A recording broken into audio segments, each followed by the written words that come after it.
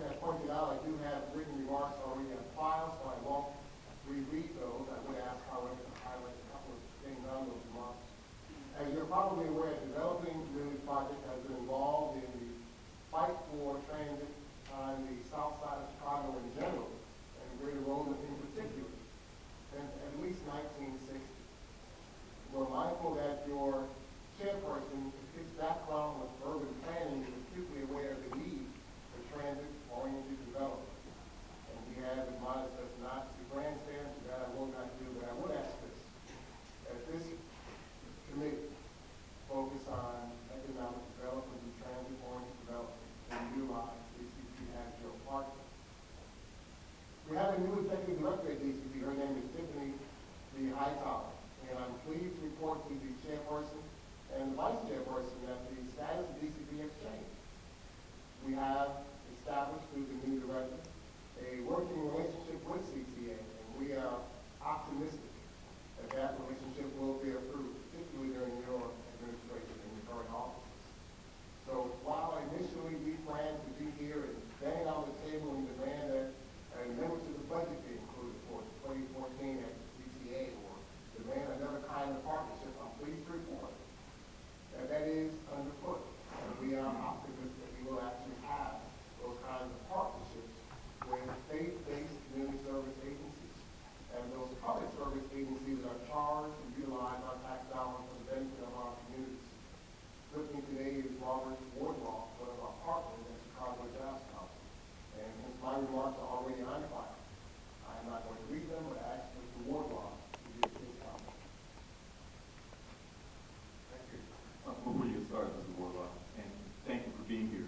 One of the things we try to do is we keep to a particular format. So your remarks should have been your remarks. It isn't as if you can refer to someone else. That's just how we operate under our rules. Mr. Wardlaw does have a witness list? Okay. Just to let you know the ground rules, Mr. Wardlaw. Thank you.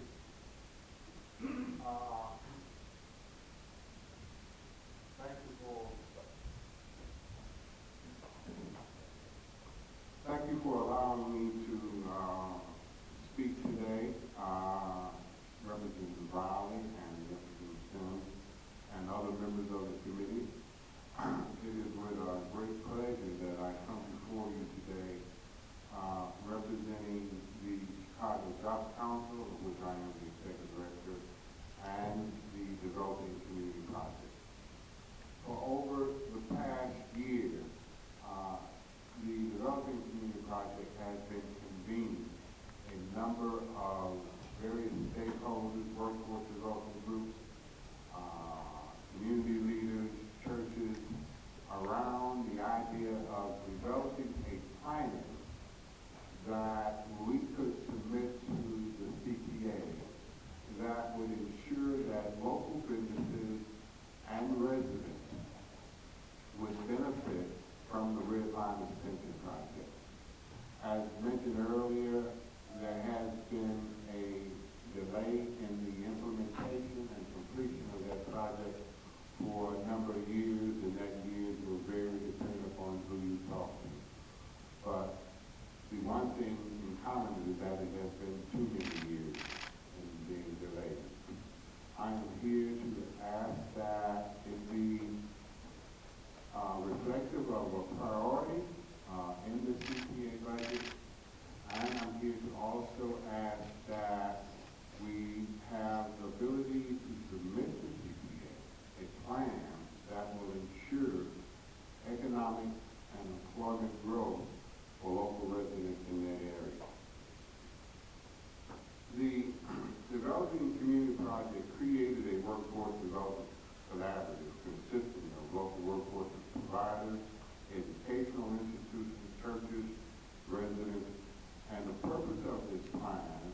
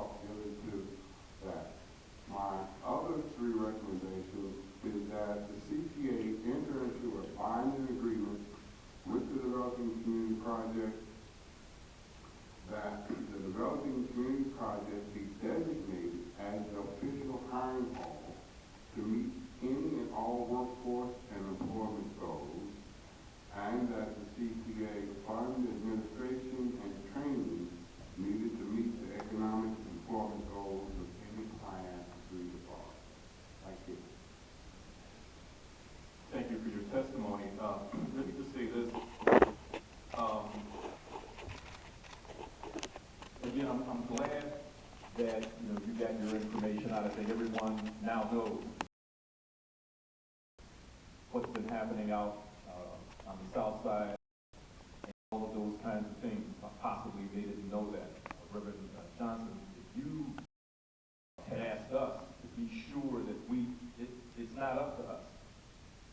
That's not what this committee does, just to make you aware. We aren't necessarily ruling on that. We know what it is you're trying to do, and some of us will be. It isn't as if those agreements are going to come before this committee or this board necessarily, just so you know. But now we know what it is you're endeavoring to do, and that you've had other conversations. We will be to be sure that if you have these agreements with CPA, that you have a good relationship with them, because that's really where you need to be focusing on. It's not something that this board, we have about 15,000 bills in the 98 General Assembly that we will be dealing with individually and as a group. So that's not necessarily going to be our role. But with regard to what our role is in mass transit, we will be monitoring what it is that you're doing with CPA and making sure that CPA is responsive to this partnership, which I think is a good one. So I just want to be sure that you understand that. Thank you, Mr. Chairperson, and I want to thank you also for many conversations on this topic. And as you pointed out on several other occasions, I cannot help but thank the Vice Chairperson as well. I think part of our effort was the Vice Chairperson wanting to make sure you reiterated that we did engage CPA. I suspect that Mr. Clayton was going to, and that has happened. But we understand also that this body has several functions that it responds to legislation. And we're meaning that legislation can assist the South Side in this endeavor and make our partnership part of the law of the state of Illinois. And we're going to have to engage you as our partners and as our advocates in that regard. So I thank you for your leadership. Well, but again, I just want to make sure we're clear. The agreements that you set up with Mr. Claypool and CPA, those might be extra legislative commitments, which are great. So, I think we know what our role is as state representatives and as a mass transit committee. We understand that. And those people who have advocacy will do that. But I think understanding the process and roles and responsibilities are important for everyone to know. Okay? So we'll be looking at it. Many of us, myself, as an individual representative, who's been working on the red line extension a long time, professionally, and I'm going to be there. But don't give the board a charge that they may not necessarily have. That's the only thing that I'm saying. That's understanding what the process is. I think many of us will be with you because we want to see this happen. Thank you very much. Mr. Warlock? Well, part of the intent is to begin to bring this to the public attention and begin to have a broader discourse around it other than the small group that it is in. And so we would kind of make this an inclusive process and as transparent as possible as well. And I think, and you heard from my beginning remarks, I think that's been one of the problems that, the cognoscenti may know about something, but the general public doesn't know. People listen to us. I don't know why they don't listen to other people. If it gets to the legislature, everybody